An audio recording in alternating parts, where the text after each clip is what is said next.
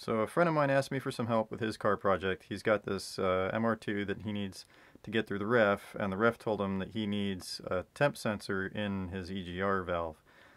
So here I am figuring out the pitch and diameter of the sensor so I can pull the tap and find out what size hole I need to drill. Thankfully it's a common size, so there's no problem there. I'm going to have this tap in my kit and I don't have to go find a new one.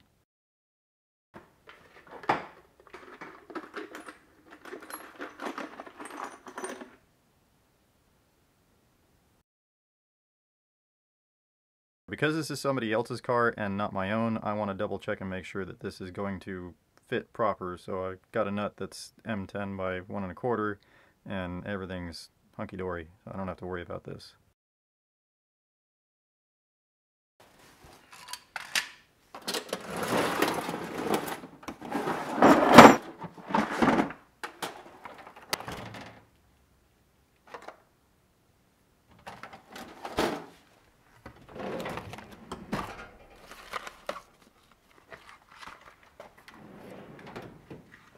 Yeah, my tap and die set has been around the block a little bit. This is my M10 by 1 1/4. It probably chipped and broke at some point in time, so I ground it off, made it a bottoming tap.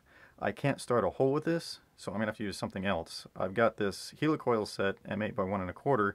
The tap size is really super close. The diameter is a little bit narrower, so I can start my hole with this and then use the M10 to chase the holes and make it proper. The nice things about these is that the drill size is etched onto the shank, and I know I've got this drill bit in my kit.